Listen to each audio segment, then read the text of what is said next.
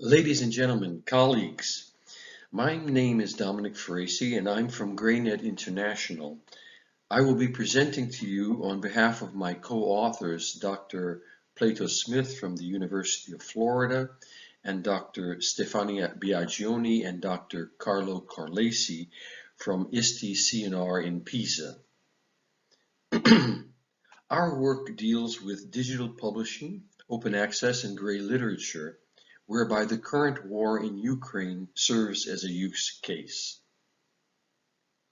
The underlying approach in this study focuses on digital persistent identifiers and other linked open data as they become connected and interrelated in the course of research and whose outcome is published as gray literature. In January of this year, GreyNet published its second edition of the International Directory of Organizations in Gray Literature, IDGL. This edition includes record entries from 45 countries worldwide with a listing of 224 organizations. Each entry contains the organization's URL and ROR ID. By way of the ROR ID, immediate access to other digital persistent identifiers is gained, such as the GeoNames ID, the Crossref Funder ID, ISNI, and Wikidata. This digital publication provides a lead into our research project dealing with digital publishing, open access, and gray literature. The War in Ukraine 2022 serves as GreyNet's use case. An online survey was designed and questions formulated in such a way that a number of responses would provide additional linked open data and digital persistent identifiers derived from publications on the current war in Ukraine. These include URLs, DOIs, and ORCIDs. Survey data linked with the open data gathered and compiled in the study are then analyzed. The results are expected to demonstrate the currentness of gray literature, its diverseness in formats and document types, the organizations that stand behind these publications, and how actionable persistent identifiers opens research in gray literature to a new level playing field in a fair environment.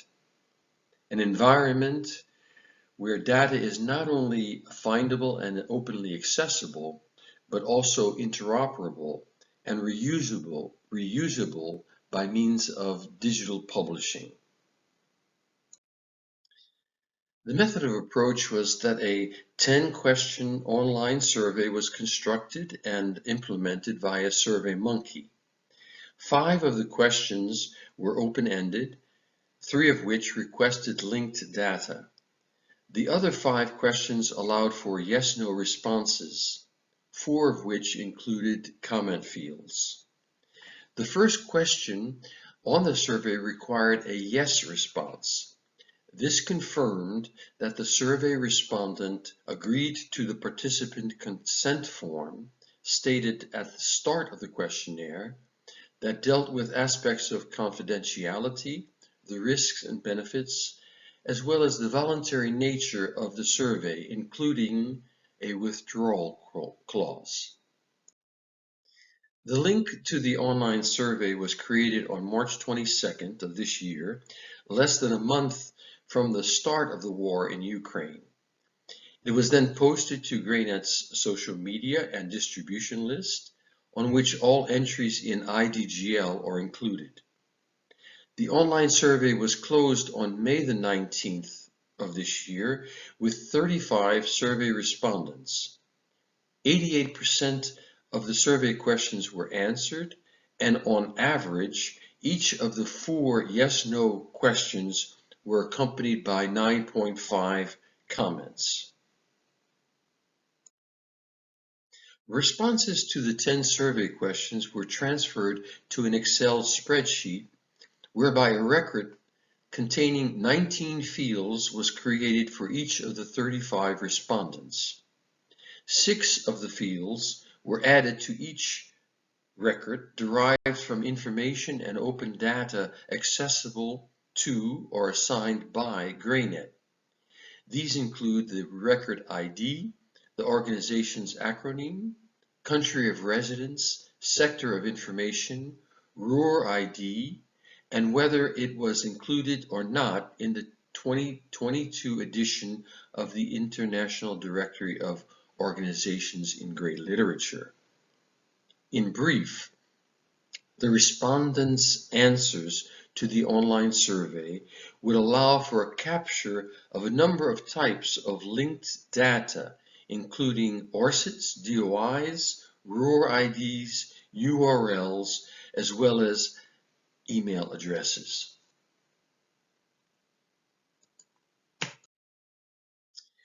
Of the 35 survey respondents, 4 were anonymous. 15 of the respondents were from organizations in the academic sector, 11 from government, 2 from business, and the other remaining 7 were from NGOs, IGOs, or independent organizations. These organizations are located in 15 countries worldwide. 29 of these organizations carry a RUR ID, and 26 were included in the International Directory of Organizations in Grey Literature. 23 of the survey respondents indicated that their organizations had published about the war in Ukraine 2022, while 11 organizations had not yet published on the war as of the date on which they completed the online survey. One of the respondents was considered invalid. Responses were considered invalid in that the link provided was not related to the war in 2022. The links to the publications were openly accessible and categorized in 13 Grey Literature document types. Only 3 of the 23 publications contained research data, while 8 contained audiovisual material. 4 of the respondents were co-authors or editors to one of the 23 publications. However, all 23 of the survey respondents have an assigned ORCID indicating that they have publications on record. A summary of the 38 comments that accompanied the 4 yes-no questions on the survey is shown here. When asked if their organization published one or more documents on the war in Ukraine 2022, those who answered yes further commented that their library provided information services in Ukrainian, as well as basic information about help for Ukrainian refugees in their country. Research grants were made available to Ukrainian researchers. Reports of statements by academic and religious spokesmen were published. Reliable curated links regarding the war in Ukraine were shared. Events were organized on campuses dealing with the war. Appeals to end the war were drawn up, signed, and published by both researchers and staff. Other respondents mentioned that while they did not publish, they had aggregated a manifold number of documents and reports on the war in Ukraine. Those who answered no to the question responded that while their department had not yet published about the war in Ukraine, perhaps others on their campus did. Mention was made that technically they were not publishers. Further mention was made that their repository did, however, contain published articles dealing with that which led up to the war in Ukraine. Other respondents indicated that they intended to publish on the war in Ukraine in the near future. When asked if the documents published on the war contained research data, 3 of the respondents confirmed that they did, while 7 commented that the documents did not or that they were not aware of. One respondent mentioned that data was being compiled but has not yet been published. Another commented that if reposts counted, then they did contain research data. When asked if the publications contained audiovisual materials, mention was made of video recordings of seminars and conferences dealing with the war in Ukraine. One respondent who answered no to this question mentioned again that if reposts were included, that some of them contained audiovisual material. In the final yes-no question in the survey, when asked if the respondent was an author or co-author or editor of the published documents, 3 stated that they were, another was a signatory to a publication, and again mentioned was made that his or her role was that of an intermediary and not an author. When turning to the summary of the 23 digital publications on the war in Ukraine, it is important to understand the chronological order in which the primary texts were published and later came to be included in this study. The key dates are the start of the war on the 24th of February 2022, the publication of the link to the online survey on the 22nd of March 2022, and the close of the link to the online survey on the 19th of May of this year. Hence, the survey was opened less than a month from the start of the war and closed just under 3 months into the war in Ukraine. An analysis of the 23 publications drawn from this study are grouped and summarized as follows. Clearly stated was a condemnation of the violence and an expression of shock. It was seen as a wake-up call, especially regarding the threat by Putin of nuclear deployment. It could lead to a sharing of nuclear weapons by Russia as well as Ukraine's allies. Solidarity was called upon among Ukraine's allies and was witnessed and demonstrated in the way the citizens of Ukraine united in their response to the invasion. The principle of sovereignty was upheld as contained in the international law as well as in the UN Charter, and reiterated by IFLA. By way of an EU directive, the millions of Ukrainians that fled the war to neighboring EU countries were allowed to move through the EU as EU citizens. Likewise, Ukrainian research institutions were granted the same rights as those of the EU member states. On the other hand, there was a suspension of agreements with Russia by European research centers. The overwhelming and outspoken support for Ukrainian students can be understood, given that near half of the survey respondents who provided links to the publications on the war in Ukraine were from academic institutions. This support is by way of scholarships, educational resources at no cost, and stipends. Support was also extended to staff and their families. Material support was further raised and mounted for refugees and other vulnerable groups affected by the war in Ukraine. This was voiced at campus gatherings. Express mention was made to avoid ad hoc policy and to ensure accurate information about the war in Ukraine. While the free flow of information must be assured, it should not be at the cost of spreading disinformation and misinformation. A number of the publications addressed efforts to provide in-depth background information about that which led up to the war.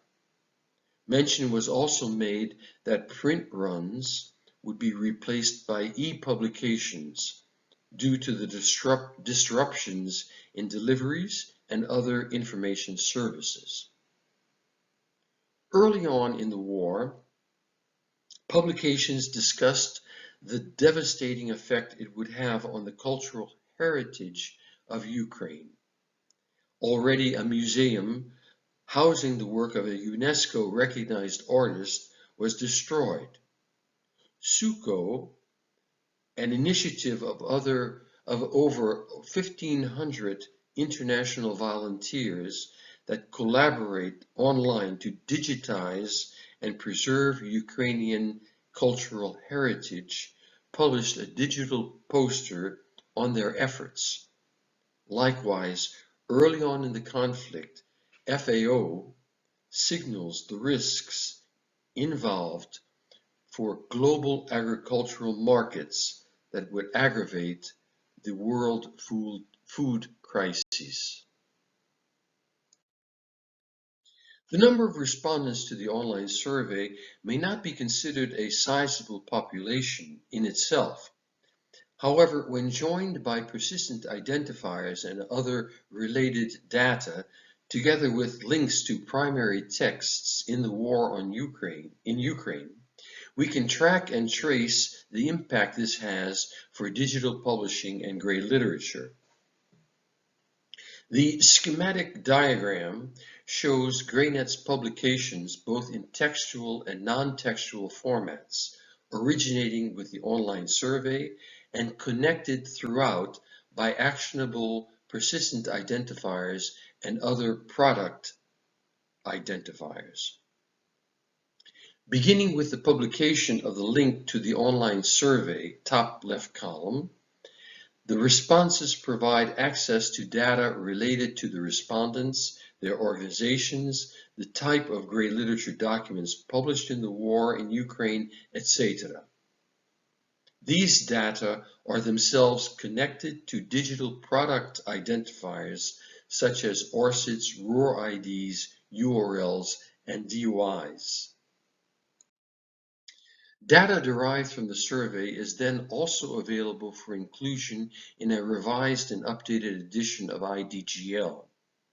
This information resource is openly accessible on GreyNet's website and on the Grey Guide, GreyNet's web access portal and repository.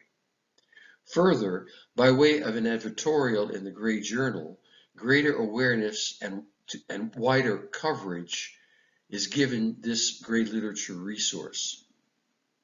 The URLs that link to IDGL and its assigned ISBN, along with the ROR ID assigned to GreyNet, serve in implementing fair data principles. While the survey data remains accessible in SurveyMonkey, it is further published in the Don's Easy archive and becomes openly accessible via CCO licensing. Added to the published survey data in Don's is a data paper that provides a detailed and technical description of the data. This is further published in the Grey Journal, licensed by EBSCO and abstracted and indexed by Scopus and Clarifat. The published survey data and data paper carry with them persistent digital identifiers, namely the DOI, ORCID, and ROR ID. Now that the analysis of the survey data has been carried out, it awaits publication as a conference paper in the GLP collection housed in the Grey Guide repository. It will be further compiled in the publication of the GL 2022 conference proceedings and is further eligible for republication in a thematic issue of the Grey Journal. The video presentation of the conference paper will also be published in the TIB AVE portal. The survey data and accompanying data paper, the analysis of the survey data in the conference paper, and its video presentation each carry a separate but interoperable DOI, and it is in this way that the survey data remain fair and open to citation, referencing, and reuse. Some concluding observations. It is important to note how prompt the organizations responded with such foresight and concern for the accuracy in reporting on the war in Ukraine. The responses dealt with both the immediate consideration of housing for the millions of refugees fleeing Ukraine and for needed supplies, as well as considerations related to more lasting challenges in providing educational support for students and researchers, and in dealing with the effects of war that would be felt on world food shortages. The survey provided an increase not only in GrainNet's digital content, but also in new contacts. The fact that 74% of the respondents' organizations already appeared in IDGL confirmed that this digital resource was a determining factor in the survey population.